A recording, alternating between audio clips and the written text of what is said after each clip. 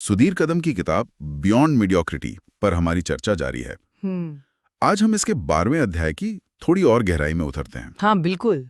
इस अध्याय का शीर्षक है chapter 12 the Joy and purpose beyond self, यानी अध्याय 12 स्वयं से परे आनंद और उद्देश्य। सही। ये अध्याय ना भक्ति मार्ग को थोड़ा अलग नजरिए से देखता है। मतलब रस्मों रिवाजों से हटकर सच्ची निष्ठा और इरादे पर फोकस करता है। तो चलिए समझते हैं इसे जरा। हाँ, बिल्कुल। तो इस अध्याय के हिसाब से देखा जाए तो भक्ति का असल मतलब क्या बताया गया है? कैसे ये पारंपरिक पूजा पाठ से अलग है? देखिए, यहाँ भक्ति को ना एक एक मानसिकता, एक माइंडसेट की तरह समझाया गया है। अच्छा। ये सिर्फ कोई पूजा पाठ वाली क्रिया नहीं है। यह है अपने काम में या किसी भी उद्देश्य में पूरे तरह से डूब जाना। और ये आता है गहरे समर्पण से, एक तरह के सरेंडर से। जब हम किसी ऐसी चीज से जुड़ते हैं जो हमें सार्थक लगती है, कोई बड़ा मकसद, तो वो काम हमें अपनी तरफ खींचता है। मतलब जोर नहीं लगाना पड़ता। हाँ, किसी बाहरी दबाव से नहीं, बल्कि अंदर से एक शांत सा आनंद आता है, जिसे क्वाइट जॉय कहा है। अच्छा। तब हमारा काम ही पूजा बन जाता है। हाँ। हर एक्शन, हर काम एक पेशकश, एक ऑफरिंग जैसा लगता है, बोझ नहीं। ये तो काफी दिलचस्प बात है कि भक्ति को इस तरह काम से जोड़ा गया है। किताब में फिर एक आदर्श भक्त के कुछ गुण भी बताएं, जैसे शांत रहना, मुश्किलों में भी स्थिर, ईर्ष्या से मुक्त, विनम्र होना। हाँ, बिल्कुल। तो ये गुण रोजमर्रा की जिंदगी में, मान लीजिए बिजनेस में या प्रोफेशनल लाइफ में, ये कैसे दिखते हैं? बिल्कुल दिखते हैं। ये सिर्फ व्यक्तिगत साधना की बात नहीं है।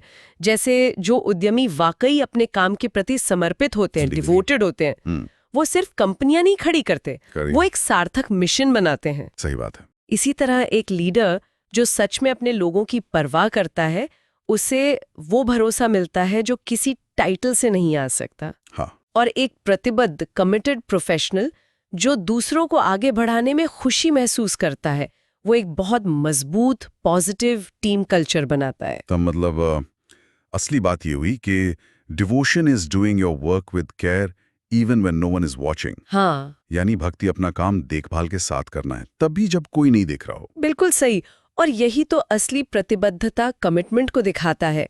ये बाहरी दिखावे, कोई सेरेमनी से नहीं पता चलता, ये अंदरूनी देखभाल, केयर से पता चलता है। और जब हम इस माइंडसेट से काम करते हैं, तो फिर बाहरी नतीजे चाहे जैसे हों या मुश्किलें आए, हम अंदर से स्थिर रह पाते हैं। इसी से जुड़ी और एक बात ध्यान खींचती है। किताब कहती है कि भक्ति में बहुत ज्यादा जोश या इंटेंसिटी से भी ज्यादा जरूरी है लगातार बने रहना। हाँ, कंसिस्टेंसी। हाँ, कंसिस्टेंसी। अपने नॉर्थ स्टार, मतलब अपना जो मुख्य लक्ष्य या उद्देश्य है, उसके प्रति वफादार रहना। ये स्थिरता जो है, ये गहरी संतुष्टि, फुलफिलमेंट कैसे लाती है? देखिए, होता क्या है कि जब हमारा ध्यान और हमारी पूरी ऊर्जा किसी एक सार्थक, खुद से बड़े लक्ष्य पर टिक जाती है ना, तो फिर वो जो छोटी मोटी दिक्कतें आगे छूटने लगती हैं, फोकस बना रहता है। अच्छा। और वो जो गहरी वाली संतुष्टि है, फुलफिलमेंट, वो उन्हीं को मिलती है जो अपने चुने हुए रास्ते पर टिके रहते हैं, जो पूरी प्रक्रिया, प्रोसेस को एंजॉय करते हैं और धीरे धीरे बिना किसी हड़बड़ी के अपने अंदर एक मजबूती, एक ग्रिट पैदा करते हैं। हाँ, इसे हम ऐसे भी कह सकते हैं शायद कि progress doesn't come from perfection, it comes from staying in the game with love. बिल्कुल। यानी प्रगति पूर्णता से नहीं आती, यह प्यार के साथ खेल में बने रहने से आती है। कैरेक्टर पर भी बहुत जोर देते हैं। हाँ, कैरेक्टर। जैसे सहानुभूति यानी एम्पैथी, हाँ। करुणा यानी कंपैशन, और अहंकार से मुक्ति, फ्री फ्रॉम ईगोइज्म होना। ये सुनने में भले ही सॉफ्ट ट्रेट्स लगे, हाँ, लगते तो हैं, पर असल में ये परिपक्व नेतृत्व, मैच्योर लीडरशिप की पक्की निशानियां हैं। ये बात तो है। आजकल की तेज रफ्तार दुनिया में ये जो मानवीय पहलू है, ये अक्सर पीछे छूट जाता है। फोकस सिर्फ नतीजों पर रहता है। बिल्कुल। लेकिन देखिए, लंबे समय में लोग ये याद रखते हैं कि उनके साथ कैसा व्यवहार हुआ। हाँ, ये तो है। सम्मान, दया, निष्पक्षता, इनसे जो विश्वास बनता है ना, वो किसी भी बिजनेस स्ट्रैटेजी से ज्यादा पावरफुल होता है। जो लीडर करुणा के साथ टीम को लीड करते हैं, वो अक्सर मुश्किलों को बेहतर ढंग से सुलझा पाते हैं, अपनी टीम को साथ जोड़े रखते हैं और एक ऐसा माहौल बनाते हैं जहां लोग सेफ फील करें, अपने आइडिया शेयर कर सकें। और इसी से जुड़ा एक और बहुत जरूरी नुक्ता निकलता है। Good leaders don't just move things forward, they lift people up along the way. हाँ, यानी अच्छे नेता सिर्फ चीजों को आगे नहीं बढ़ाते, वे रास्ते में लोगों को ऊपर उठाते हैं। बिल्कुल। और जब हम अपना अहंकार, अपना ईगो थोड़ा साइड में रखते हैं, तभी तो दूसरों से सही मायने में जुड़ने की जगह बनती है ना? सही बात है। जब हम देखभाल और करुणा के साथ नेतृत्व करते हैं तो उसका असर बहुत गहरा और टिकाऊ होता है। किताब में इस चीज को उद्यमिता, एंटरप्रेन्योरशिप से भी बहुत अच्छे से जोड़ा है, जिसे कहा गया है पर्पस ड्रिवन लीडरशिप। हाँ, उद्देश्य संचालित नेतृत्व। हाँ, इसमें बताया है कि कई सफल संस्थापक, फाउंडर्स, वो सिर्फ प्रोडक्ट या मुनाफे से प्रेरित नहीं होते। उनके अंदर अपने मिशन के लिए एक गहरा प्रेम, एक समर्पण होता है। बिल्कुल, वो एक दृढ़ विश्वास, एक कन्विक्शन के साथ आगे बढ़ते हैं। उनमें अकड़ नहीं होती, बल्कि वो सीखने के लिए हमेशा तैयार रहते हैं, जिज्ञासु, क्यूरियस रहते हैं। अच्छा। दूसरों की बात ध्यान से सुनते हैं और अगर जरूरत पड़े तो अपनी गलती मानने को भी तैयार रहते हैं। क्यों? क्योंकि उनकी पहली वफादारी अपने मिशन के प्रति होती है, अपनी पर्सनल इमेज के प्रति नहीं। पैटागोनिया के फाउंडर इवॉन शूनार्ड का उदाहरण भी दिया इसमें।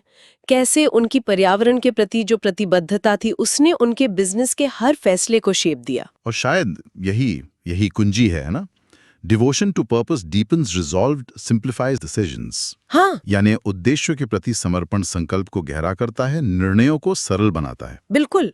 जब मकसद साफ हो तो रास्ते भी साफ दिखने लगते हैं। तो फिर इन सब बातों का निचोड़ क्या निकलता है? क्या हम ये कह सकते हैं कि जीवन और काम में उद्देश्य और भक्ति, मतलब वो देखभाल, प्रतिबद्धता, सहानुभूति वाली भावना, उसको शामिल करने से सिर्फ बाहरी सफलता नहीं मिलती? हाँ, उससे कहीं ज्यादा एक गहरा आंतरिक आनंद और संतुष्टि मिलती है। ये सब कुछ शायद अपने मूल्यों और अपने मिशन के साथ एक सीध में होने, अलाइनमेंट में होने से मिलने वाले सुकून के बारे में है। एकदम सही कहा। और ये हमें एक जरूरी सवाल पर भी लाता है सोचने के लिए। क्या?